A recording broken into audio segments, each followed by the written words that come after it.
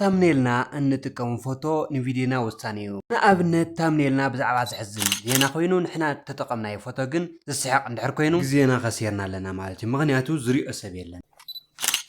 ቪድዮና ብዙሕ ቪወርስ ክህልዎ እንድሕር ኮይኑ ታምኔልና ከማልኦም ዝግብኦ መሰረታዊ መስፈርትታት ሓቢርና ክንርአና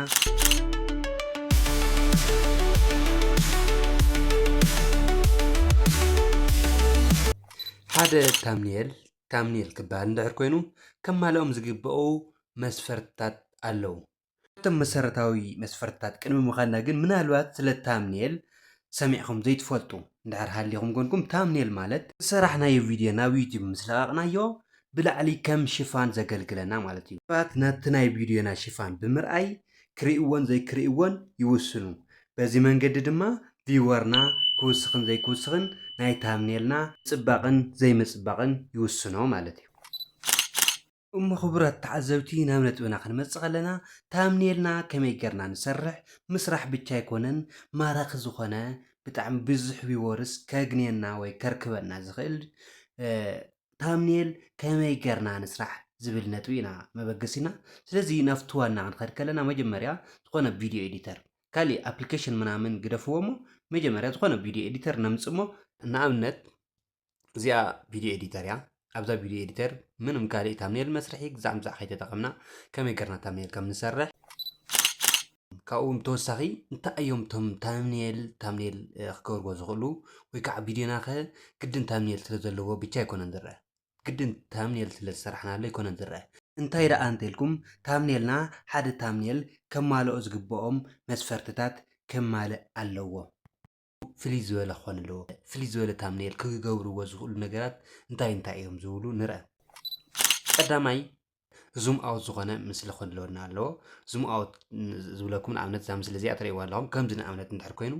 ብዙሕ ኣይፍለጥን ከምዚ እንተኮይኑ ንኣብነት ኣይፍለጥን። ሕዚ እዚኣ ንኣብነት ባክግራውንዳ ንቀይራ እሞ ባክግራውንዳ ማለት እዩ ከምዚ ማ ንግበራ ድሓን እዚ ከምዚ ተኮይና እዚኣ ታምኔል እዛ ኣርባዕተ ብምልእታ እዛ ጎኒ እዛ ፀሊማ ዝኒኣ ፓርቲ ብምልእታ ታምኔል ሰሪሕና ንበል። እሺ እዚኣ ክትሪኣ ትምስጥ ዶ ኣይትምስጥን? እሺ ካሊእ ክሪአኩም ንኣብነት እዛ ፎቶ እዚኣ ንኽእና ከምዚ ገርና እንታይ ንግበራ ዙም ንግበራ እሞ ከምዚ ንግበራ ንኣብነት ኣየና እያ ክትርአ ትምቺ ዘንየ ብጣዕሚ ዝረሓቐት እያ ወይስ እዛ ዙም ገርናያ ከምዚ ገርና ብጣዕሚ ዝቐረበት ክሎዝ ኣፕ ዝኾነ ምስሊ እንድሕር ሃልይዎ እዩ። እዚ ሓደ ታምኔልና ክንሰርሖ ከለና ክሎዝ ኣፕ ክህልዎ ኣለዎ። እሺ እዚ ክሎዝ ኣፕ ኢሜጅ ማለት እዩ። ክሎዝ ኣፕ ኢሜጅ ንኣብነት ከምዚ ገርና ናብዚ ክነብሎ ንኽእልና ናብዚ ክነብሎ ሰንተር ማእኸል ክንገብሮ ንኽእልና እሱ ኣብ ዝመረፅናዮ ፖዚሽን ይኹነልና ችግር የብሉን። ካሊእ ቦልድ ዝኾነ ፅሑፍ ክህልወና ኣለዎ። ንኣብነት ታምኔል ኢልና መፅሓፍ ታምኔል ዝብል ንኣብነት እዚኣ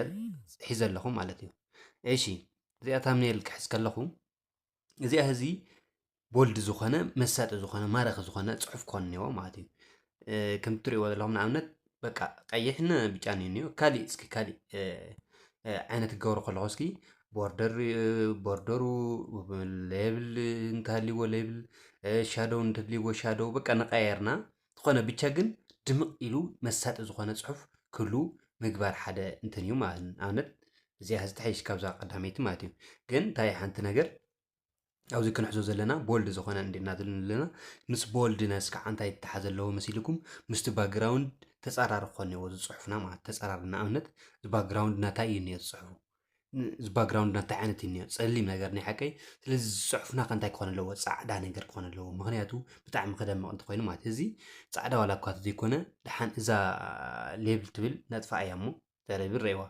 እዚ ቢያንስ እዛ ድምቀት ናይ ፅሕፍቲ እዚ ትውስኽ ማለት እዩ። ካብ ዝነበረታ እዚ ትውስኽ ካብ ዝነበረታ እዚ ትውስኽ። ስለዚ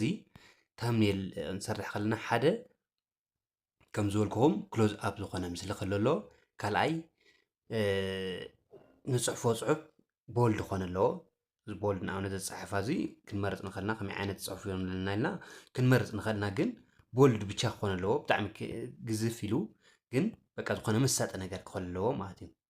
ብከለር ክኾን ይኽእል እዚ ንኣብነት እዚ ኣይብልን። ንኣብነት ቦርደር እስኪ ንቀይሮ ድሓን ቦርደር እሞ ንቀይሮ ንሪኦ اسكي بوردرو كم زي تجاركنا يعني إيش تاي زي هذي دمق قانا قستاي بزي كاستايلو قال لي سحتتي يقولون أنا نتريوا زي دمق إلي يرى لهم عادتي سلازي أو زي أب كستايو كم زي جرنا مستخال نخلنا شادو مستخال نخلنا كالت نجارات زلينا نجارات شادو مفتر نخلنا شادو مخلقنا نخلنا شادو نتو بخمي يكون كم زي نجار نقورن نخلنا أنا كم تري لهم دمق إلهم أنت خزر رأينا صحف مالتي كم زي እንደገና ኣብዚ ውሽጢ እውን ኮና ኣብዚ ኮና እውን እዚ ክፈናተት እውን ንገብሮ ንኽእልና ማለት ዘን ፅሑፋት ማለት ከም ዘን ፊደላት ማለት እዩ ከምዚ ጌርና ክንሰርሕ ንኽእልና ስለ ታምኔል ዝረአይዋ እዚኣ ሰሪሐ ካብኡ ከም ዝበልኩምን ባክግራውንድናን ፅሑፍናን ተፃራሪ ክኾነ ኣለዎም ማለት እዩ ባክግራውንድናን ፅሑፍናን እንታይ ክኾነ ኣለዎ ተፃረርቲ ንኣብነት ህዚ እዚ ፀሊም እስከ ክገብሮ ሙሉእ ብሙሉእ ፀሊም እስከ ክገብሮ እዚ ህዚ እንታይ እዩ ምንም ክረአ ይኽእልን እዚ ከምዚ ትሪእዎ ኣለኹም ድሕሪ ኮይኑ ግን ምናልባት ንእሽተይ እንትን ይብል ዋላ ካሊእ ከለር ድሓን ንገበር እሞ እዚኣ ሕዚ ንኣብነት ኮይና ረእይዋ እዚኣ ዶ ትምስጥ እዚኣ ድያ ንኽትሪኣ ትምስጥስ ወይስ ከዓ እዚኣ እንተገርካ እያ ኣየነይቲ ትምስጥ ወይስ እዚ ተገርካዮ እዚ ተገርካዮ ኦልሬዲ ትፅሑፉ ይጠፍአለ እምበር ሓሪፍ እዩ ግን ፅሑፉ ይጠፍአለ እንድሕር እዚኣ ክንገብራ ኮና ቴክስት ክስታይና ከለርና ከምዚ ንገብረ ኔና ፀሊም ክኾን እኒዎ ማለት ምክንያቱ ንእሽተይ ክምስጥ ኣለዎ ንእሽተይ ርሑቕ ኮንካ ክንበብ ኣለዎ ማለት ክስሕብ ቀስቃሲ ክኾን ኣለዎ እቲ ፅሑፍና ማለት እዩ ከም ትሪእዎ ኣለኹም ብዙሓት ኣማራፅታት ኣለውና እዮም እንደውም እዚ ከለር እዚ ሓሪፍ እዩ ካብዚ እዚኣ ካብ ዝገብራ እዚ እዚ ከለር እዚ የሕሸኒ ረእይዎ ማለት እዩ ስለዚ ክቡራት ተመልከቲ እዚ ከለር እዚ ባዕልኩም ምፍላይ ትኽእሉ ኢኹም እዛ ከለር እዚኣ ዶ ትምስጥ ወይ እዛ ከለር እዚኣ ስለዚ ብጣዕሚ ቀስቃሲ ዝኾነ እንደገና ቦልድ ዝኾነ ዝቐረበ ታምኔል እንድሕር ተጠቒምና ቪወርስ ብቐሊሉ ክንቀስቅስ ንኽእል ኢና ማለት እዩ ካሊእ ከም ትሪእዎ ኣለኹም እዚ ፖዚሽኑ ቀያይርና ገለ ክንገብር ንኽእል ኢና ካብኡ እዚ ታምኔልና ኣፀቢቕና እንድሕር ሰሪሕና ብድሕሪኡ ዝቐር እንታይ እዩ ፖስት ኣገባብራ ማለት እዩ ፖስት ኣገባብራ ኣብ ካሊእ ቪድዮ ሒዘልኩም ክመፅእ ግን ክቡራት ተመልከቲ ሓደ ነገር ክትዕዘብዎ ዝግበአኩም ታምኔል ስእሊ ብቻ ምስራሕ ኣይኮነን ከምቲ ዝበልኩኹም ህዚ እዚ ከምዚ ጌርና ታምኔል መዓት ነገራት ኣብዚ ክንፅሕፈሉ ንኽእልና ግን እንታይ ክኾን ኣለዎ ተም ንፅሕፈ ነገራት እውን ውስናት ክኾን ኣለዎ ንኣብነት ብዛዕባ እዚኣ ታምኔል ኢለኒ ይኹን ኣብነት ታምኔል ከመይ ትሰርሕ ዋላ ክኾን ይኽእል እዩ ታምኔል ኣብዚ ኣትየ ኣለኹ ድሓር ኣብዚ ከመይ ትሰርሕ ከመይ ይስራሕ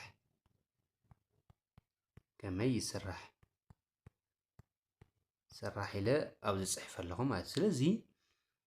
ንኣብነት ኣብዚ ብሙሉእ እንድሕር ፅሒፈ እንታይ ይመስለኩም ማለት ንኽትሪኦስ ዝኾነ ስታይ ይፈጥርን ንኽትሪኦስ ዝኾነ ዝድብረ ይመስለኩምን ኣብዚ ብዙሕ ፅሑፋት በቃ ሙሉእ ንኣብነት እዚኣ እንደ ኮፕ እናክገብራ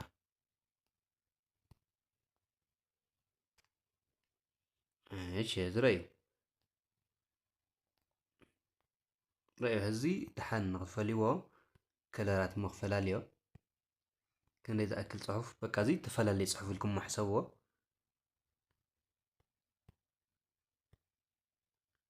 ረእይዎ እዚ ከምዚ ኢሉ ብሙሉእ ዝኾነ በቃ ፅሒፍና ኣለና እቲ ባክግራውንድ ፅቡቕ ዶ ማለት እቲ ታምኔልና ንሰርሖ ዘለና ታምኔል ፅብቕቲ ዶ ከመይ ትኾነ ኣላ እስኪ ረእይዋ እስኪ እዚ ጌርናዮ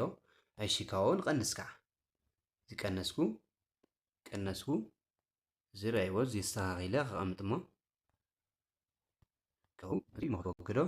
ያ ንኣብነት ነይና ፅሕፍቶ ክኾነሉ የለዋ ምክንያቱ ሓደ ዓይነት ኮይኑ እንታይ ሞ ክምስጥ ካብ ገሊኡ ቢያንስ ፍልይ ዝበለ ወይ ከዓ እንትን ክኾን እኒዎ ማለት ረእዩ ተመልከቱ እዚኣ ሓንቲ ምስኪ ቦርደራ ክቕይራ እሞ ድሓን ካሊእ ከለር ወይ ፃዕዳ ክገብራ እሞ ድሓን ፃዕዳ ገይረ እዚኣ ፀላም ገብራ ድሓን ታምኔል ከመይ ይስራሕ ረእይዋ ተመልከቱ ማለት እዚ ዝኾነ ሳይናት ኣብዚ ዝኾነ ምልክታት ኣብዚ ምእታው ንኽእል ኢና ግን ተዘይኮይኑ እዚኣ ከም ዳገርካ ማለት ፅሕፎም ነገራት ወሰንቲ ክኾነ ኣለዎም ግን ንእሽተይ በቃ እንትን ማለት መሰጥቲ ክኾነ ኣለዎ ማለት ስለዚ ኣብዚ ዝፀሓፍናዮ ካሊእ ነጥቢ ኣብ ታምኔልና ዝፀሓፍናዮ ፅሑፍ መሊስና ኣብቲ ታይትል ክንፅሕፎ የብልናን ምክንያቱ ተመልካቲ መፅኡ እዚ ታምኔልካ ክርኢ ከሎ እንደገና ከዓ ኣብ ትሕቲ ከዓ ርእሲ ክርኢ ከሎ እቲ ርእሲ ገሊኡ በቲ ርእሲ ክኣቱ ይኽእል እዩ ገሊኡ ብታምኔል ክኣቱ ይኽእል እዩ ታምኔል ምስ ረኣየ እውን ኣብ ትሕቲ ርእሲ ስለ ዘሎ ስለዚ በቲ ርእሲ ክኣቱ ይኽእል እዩ ገሊኡ ከዓ ብታምኔል ስለዚ ምናልባት እንኳን ታምኔልና ክሳይና እንተኮይኑ ሓደ ኢና ታምኔልና ሰሪሕና ኔና እምበር ርእሲ ኣይሃብናዮም ወይ ከዓ ናይ ርእስና ሂብናዮ ኔና እምበር ታምኔል ኣይሰራሕናን ማለት እዩ ስለዚ ገላፂ ዝኾነ ኣብዚ እንጥቀሞም ፎቶታት ገለፅቲ ክኾኑ ኣለዎም ማለት ገለፅቲ ክብለኩም ንኣብነት እዚ ፎቶ እዚ ብርግፅ ስለ ታምኔል ምንም ዘርእዮ ነገር የለን ግን ብቻ ክሎዝ ኣብ ዝኾነ ምስሊ እንድሕር ኮይኑ ንእሽተይ እዚ ፎቶ እዚ ሓደ ናይ ንኣብነት ናይ ብርግፅ እዚ ናይ ኤኣይ ፎቶ ስለ ዝኾነ ብዙሕ መሳጥ ኣይኮነን ግን ናትና ፎቶ ንኣብነት ጌርና ኣብዚ እንድሕር ኣቕሪብናዮ ሓደ ንኣና ዝፈልጡና ሰባት በቲ ፎቶ ብቻ ክኣትዉ ይኽእሉ እዮም ካልኣይ ክንመሳሰሎም እውን ንኽእልና ንዝኾነ ሰብ መሲልካዮም እውን ይኣትዉ እዮም እንደገና እቲ ፎቶ ደስ ኢልዎም ዝኣትዉ እውን ኣለዉ እዮም እቲ ርእሲ እውን ወሳኒ ኮይኖም እውን ዝኣትዉ ኣለዉ ስለዚ ታይትልካን ታምኔልካን ተፈላለዩ ክኾኑ ኣለዎም ማለት እዩ ስለዚ ክቡራት ተመልከትቲ ስለ ታምኔል ከምዚ ኢለ ኣለኹ ሎማዓንቲ ብካሊእ ስለ ከመይ ጌርና ፖስት ንገብር ፖስት ክንገብር ከለና ክንገብሮም ዝግበአና ነገራት እንታይ እዮም ዝብሉ ነገራት ከዓኑ ኣብ ቀፃሊ ንሪኦም ይኾኑ እዚ ታምኔልኩም ከምዚ ጌርኩም ኣፀቢቅኩም ስርሑ ዘን ዝበልኩኹም ክራይተርያታት ድማ ብደንቢ ኣማሊእኹም ስርሑ ሽዑ ቪድዮኹም ሓሪፍ ድዩ ኣይሓሪፍን ኣብ ውሽጢ እንዲ ዝረአ መጀመርያ ማለት ካብ ኢንትሮ ጀሚርካ እንዲ ዝረአ ግን ቅድሚ ናብ ኢንትሮ ምእታዊ ሰብ ናባኹም ካብዚ ኩሉ ቪድዮታት ኣብ ዩቲብ ሚልዮናት ዘሎ ቪድዮ ናባኹም ንክውሕዝ እንድሕር ኮይኑ ዝኾነ ፅልዋ ክህልዎ ኣለዎ ታምኔልኩም ክህልዎ ኣለዎ ማለት ስለዚ መጀመርያ ፅልዋ ክህልዎ እንተኮይኑ ግን እንታይ ክኾን ኣለዎ ታምኔልኩም ኣስተኻኺልኩም ኣስታይ ክኾን ኣለዎ ማለት ፖስት ክትገብሩ ኣለኩም ማለት እዩ ኣፕሊኬሽናት ኩሉ እዮም ናይ ታምኔል መስርሒ እኮ ብጣዕሚ ብዙሓት ኣፕሊኬሽናት ኣለዉ እዮም ወላ ኣብ ስልከይ ከርእየኩም ይኽእል እየ ንኣብነት እንታይ ዝበሃል ኣሎ መሲልኩም ትሪእዎ ኣለኹም ኣብዚ ፒክሰል ላብ ዝበሃል ኣብዚ ላዕሊ ማለት እዩ ካልእ ምጥቃም ትኽእልካ ግን እሱ ነገር ንግደፎ እሞ ሕዚ ስኢልና ብቐሊል ብቪድዮ ኤዲተር ወይም ብፎቶ ኤዲት ትገብርሉ ነገር ብከምዚ ጌርኩም ብቐሊሉ ክሰርሑ ከም ትኽእሉ እየ ዝነግረኩም ክቡራት ተመልከቲ እዚ ቻነል ሰብስክራይብ ዘይገበርኩም ሰብስክራይብ ግበሩ ሰብስክራይብ ዝገበርኩም ድማ ንኻልኦት ሸር ግበሩሎም ክቡራት ተኸታተልተይ ናይ ሎሚ ቪድዮ እዚ ይመስል ነይሩ ብኻሊእ ቪድዮ ብኻሊእ ዓይነት ክሳብ ረኸብ ከዓ ሰሰናዩ ንኹልና